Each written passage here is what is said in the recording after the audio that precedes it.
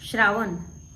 तिने सांजेला तेलाचा दिवा, तुपाचं निरांजन लावून केलेल्या दीपपूजनानंतर प्रकाशमान होणारं घर आणि त्यात मिसळलेले शुभंकरितेचे सूर. दिव्याची आवस म्हणून जाड कणिक केशरी गुळ वापरून केलेले खमंग दिवे आणि त्यावर मुक्त हस्ते घातलेले रवाळ तूप म्हणजेच येणाऱ्या श्रावणाची चाहूल. डबाभर चिरलेला पिवळा धमक गुळ, हरभरा डाळ, भिजवलेले दाणे, फुटाणे, दाण्याचा खमंग कूट, नुकतीच करून ठेवलेली वेलचीची पूड, उपासाची भाजणी, राजगिरा लाडू व खजूर यांनी भरलेले डबे म्हणजे श्रावणाच्या स्वागतासाठी सजलेले घरातलं स्वयंपाकघर.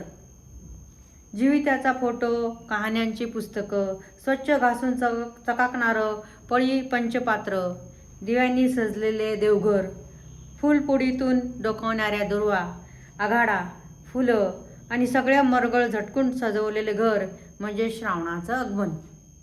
श्रावण म्हणजे आवर्जून करायचं पुरण, भाजणीचे वडे, नारळी भात, नारळाच्या वड्या, वालाचं बिरडं, गव्हाची खीर, हरवळ्याचे लाडू, भोपळ्याचे घारगे, काकर, पुरणाची पोळी, पुरणाचे दिंड आणि दूध फुटण्याचा नैवेद्य.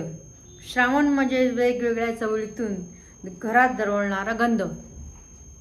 श्रावण म्हणजे बहीण भावाच्या प्रेमाची राखी, आईने मुलासाठी केलेले जीविताची पूजा, शुक्रवारी मुलाचं केलेलं पुरणाचं औक्षण, आपल्याच घरासाठी सर्वांच्या आनंदासाठी केलेली देवीची पूजा, माहेरची येणारी आठवण म्हणून आई बहिणीकडे झालेले सवाष्ण जेवण व मैत्रिणीबरोबर सजवलेले मंगळागौर.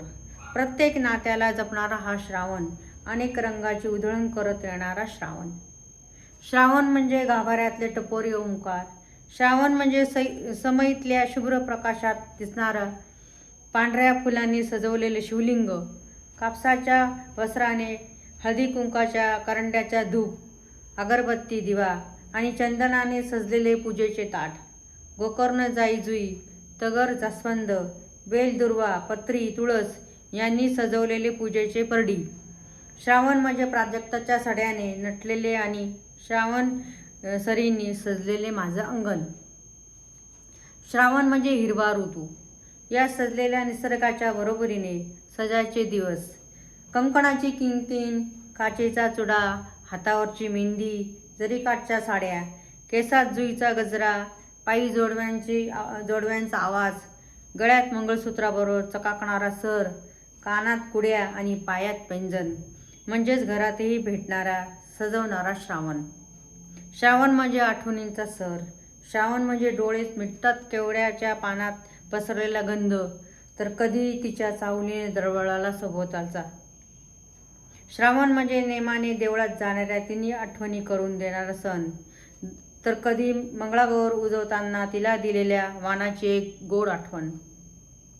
श्रावण म्हणजे शुक्रवारी न चुकता तिने केलेले औक्षण, माहेरवाशीण म्हणून भरलेली ओटी आणि तिने आग्रहाचे खाऊ घातलेली पुरणाची मऊसूत पोळी.